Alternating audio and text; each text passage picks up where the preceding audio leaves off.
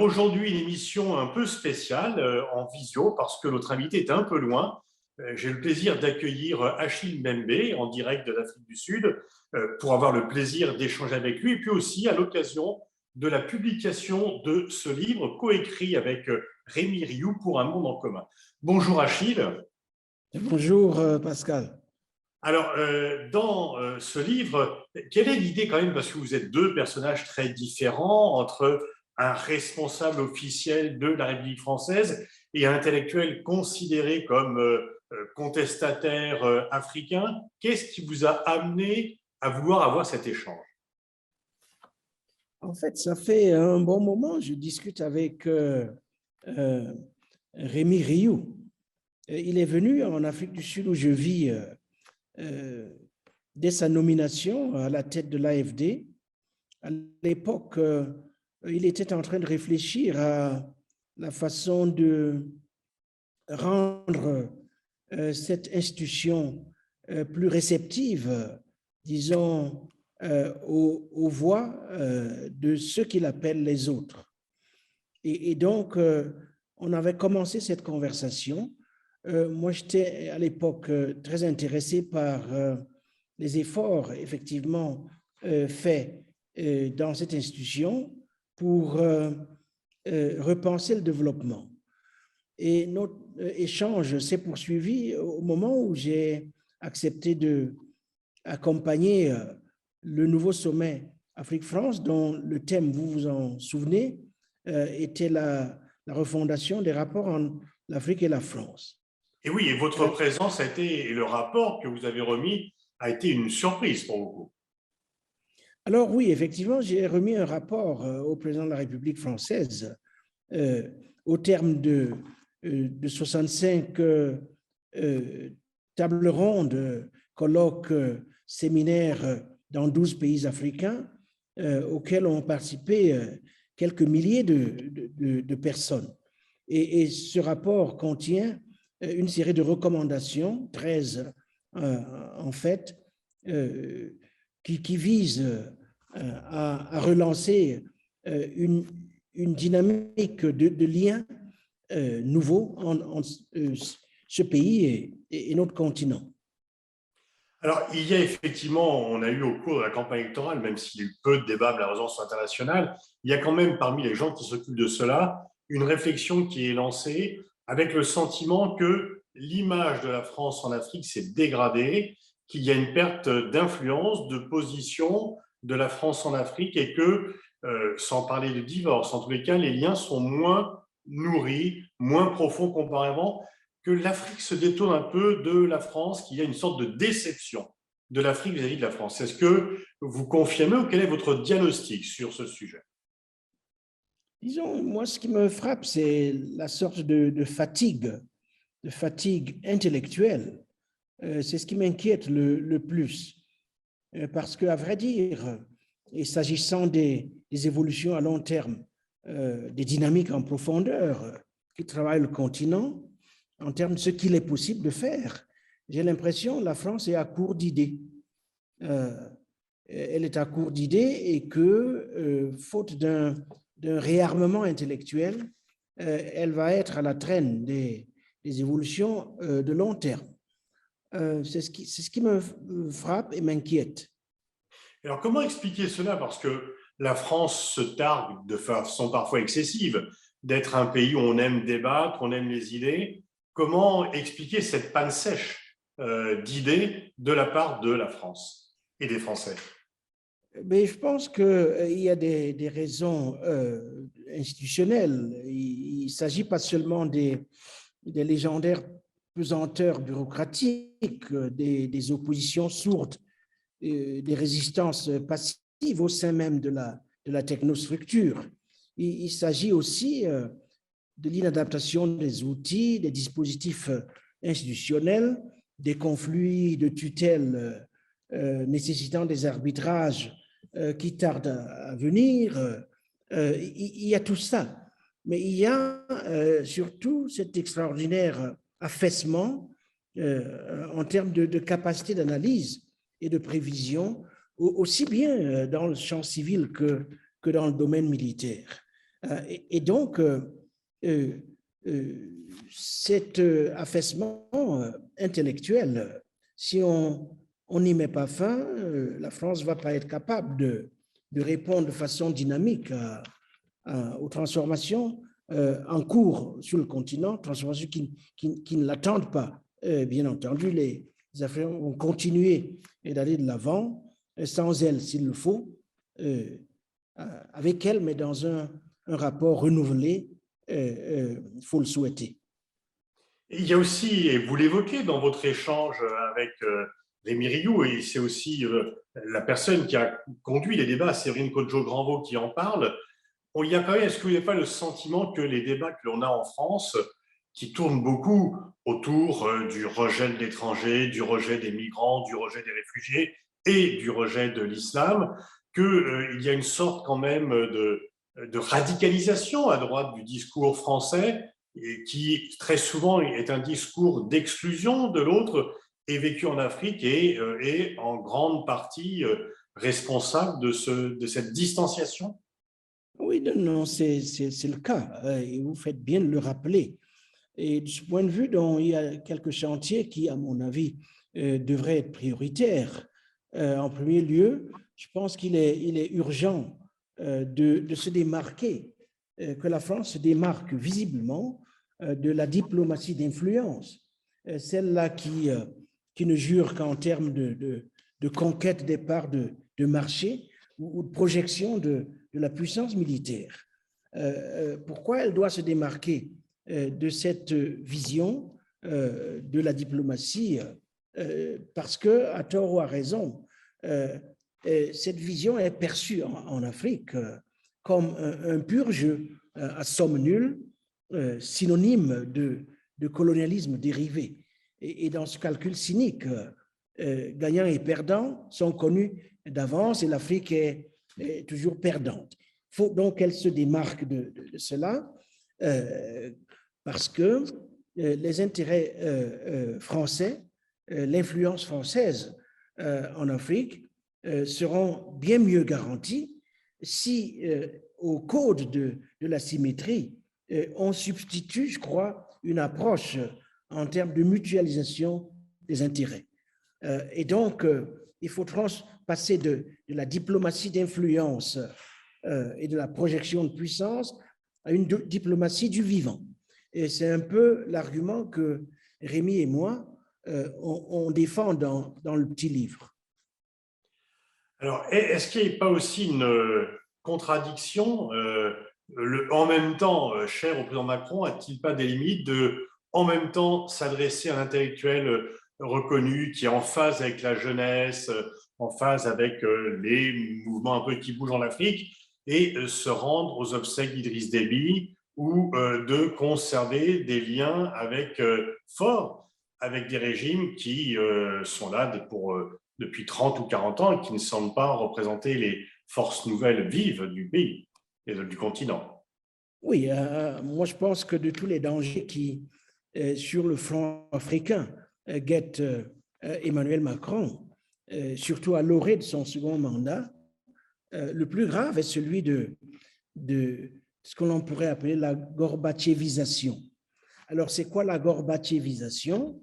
C'est un terme qui, de mon point de vue, renvoie à la propension du réformateur à recourir à une flopée de demi-mesures, là où un système manifestement sclérosé est à bout de souffle. Et la situation historique exige le recours à un Big Bang. Et du coup, donc, s'ensuit une perte de contrôle graduel, mais irrémédiable, irréversible, perte de contrôle des événements, une reprise en main du processus inachevé de transformation au profit des forces du raidissement. C'est le danger qui guette, disons, Emmanuel Macron. C'est un concept extrêmement intéressant parce que, donc, si je vous suis bien, Gorbatchev, coincé un peu entre le désir de réforme et les clans conservateurs, les appareils de la structure, n'est pas allé assez loin pour bouger le système et du coup, il a été emporté et c'est par volonté de maintenir un peu un équilibre entre les conservateurs et les rénovateurs qu'il aurait été emporté. C'est le danger du en même temps. D'accord. Euh, Et donc, vous pensez, le ce qui n'est pas danger, très optimiste pour la présence française en Afrique, que si rien n'est fait, le danger de globalisation, c'est l'implosion finalement de la présence française en Afrique à l'image de l'implosion de l'Union soviétique. en fait, en même temps appliquer l'Afrique est une option euh, plus ou moins défaitiste. Et donc, il faut sortir de cette perspective défaitiste. C'est vrai que lorsqu'on regarde ce qui a été accompli au cours des 5 dernières années, il y a beaucoup de signes de changement. Ils sont là, les signes de changement, mais ils sont à la surface, de manière éparse. Et mis bout à bout, je crois ils ne font pour le moment ni mouvement, ni structure, mais ils dessinent un arc. Et donc, ceux d'entre nous qui sommes impliqués dans ce corps à corps essayent de pousser l'arc dans une certaine direction. Mais je pense que, au fond, pour répondre à votre question, la refondation des relations entre l'Afrique et la France relève d'un très long parcours. Lorsqu'on, disons, tient en compte en particulier les autres indices que vous évoquiez tout à l'heure, la relative volonté de maintien du statu quo, le travail en sous-main des forces centrifuges à toutes les échelles. Certaines sont culturelles et relèvent d'un vieil habitus colonial difficile à extirper, mais sont des forces systémiques. Et en fait, là, Emmanuel Macron a été réélu, c'est son second et, selon la Constitution, dernier mandat. Et contrairement, enfin là, on ne croit pas qu'il va changer la Constitution pour en faire un troisième. Euh, donc, il pourrait dire, normalement, ce que joue son mandat, c'est la place dans l'histoire. Est-ce que, si vous aviez un pari à faire, est-ce que vous pensez qu'il aura la force, l'énergie, le courage, la volonté effectivement, d'arrêter avec lui en même temps et de se dégorbatcheviser et d'aller jusqu'au bout dans finalement le mouvement, ou est-ce qu'il sera rattrapé par le système, les pesanteurs, les prudences, les attentions, etc. Quel est votre... Et est-ce que vous-même, est-ce que elle vous a entendu, quelle a été sa réaction quand vous lui avez proposé un peu une sorte de grand bond en avant pour continuer dans la métaphore politique? Ah non, il a l'énergie. Il a beaucoup d'énergie en réalité. Il a l'intelligence pour ce qui est de l'Afrique, nettement. Il sait qu'est-ce qui est en jeu.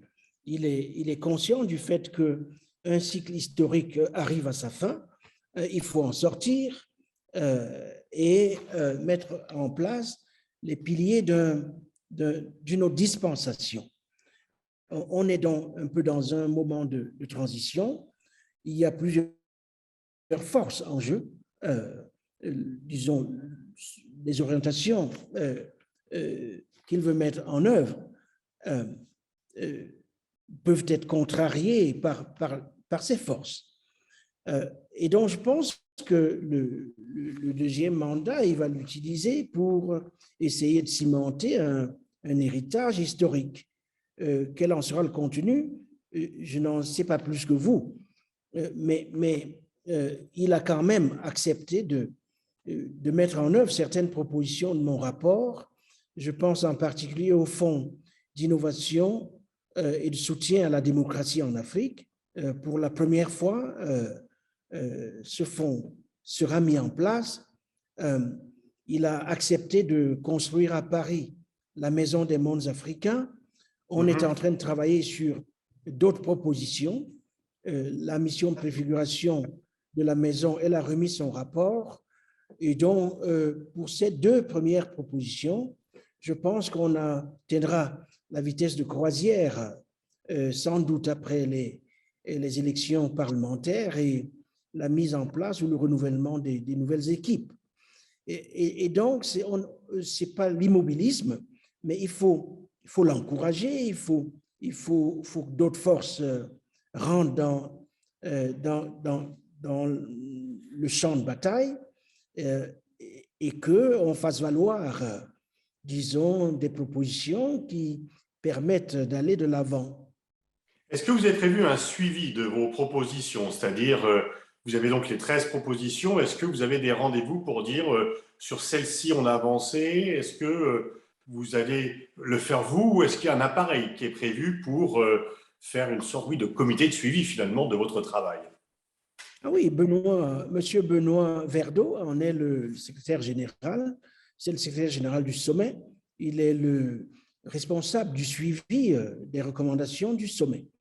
La cellule africaine à l'Élysée, elle y est. J'y participe moi-même. Pour ce qui est du calendrier, Monsieur Luc Briard a remis son rapport de préfiguration pour ce qui est de la Maison des mondes africains. Il l'a remis au président de la République peu avant les élections. Je peux dire que le fonds de soutien à l'innovation pour la démocratie sera mis en route le 8 octobre prochain, un an exactement après le sommet de Montpellier. Et que vraisemblablement, il sera basé en Afrique du Sud. Il s'occupera dans une première étape, c'est-à-dire 2023 à 2025, de proposer des parcours pédagogiques ciblés à des acteurs africains d'ores et déjà mobilisés dans le champ de la démocratisation du continent. Il s'occupera en fait de mettre en place les conditions de l'animation de l'intelligence collective en Afrique. Je crois que le travail sur la Maison des mondes africains atteindra son point de croisière après les élections, comme je l'ai dit tout à l'heure. Passons au conflit en Ukraine qui agite beaucoup les esprits en Europe, mais également dans le monde. Beaucoup ont été surpris des réactions africaines. Tout d'un coup, les Occidentaux se sont rendus compte qu'ils n'étaient pas automatiquement suivis par le reste du monde. On est quelques-uns ici à dire que ça fait longtemps que le monde occidental a perdu le monopole à la puissance, mais qu'il ne l'a peut-être pas encore tout à fait réalisé. Est-ce que vous pouvez nous donner votre perception des réactions africaines à ce conflit? Et beaucoup d'Africains ont estimé que c'était un conflit européen, pour le dire vite. Et ils ont estimé que la meilleure attitude de leur part était d'adopter une position de neutralité. Et la plupart des votes à l'ONU tendent à indiquer effectivement que cette position de neutralité est la position dominante en Afrique. Sous-tendant cette position officielle de neutralité, il y a quand même une espèce de fatigue par rapport à ce qui est perçu par les opinions publiques africaines comme la politique des 2 poids, 2 mesures que pratiquent l'Occident ou l'Europe, les États-Unis, l'OTAN depuis très longtemps. Alors, les exemples ne manquent pas à ce sujet. S'y ajoute effectivement le traitement qui a été infligé aux étudiants africains en particulier lors de l'évacuation de l'Ukraine, la sorte de tri racial qui vient allumer effectivement les vieux contentieux. Et du coup, disons, l'atmosphère est plutôt au ponce-pilatisme, je dirais. Et puis il y a aussi le fait que les pays africains n'ont plus envie de suivre de façon automatique les préconisations des pays occidentaux. Il y a quand même.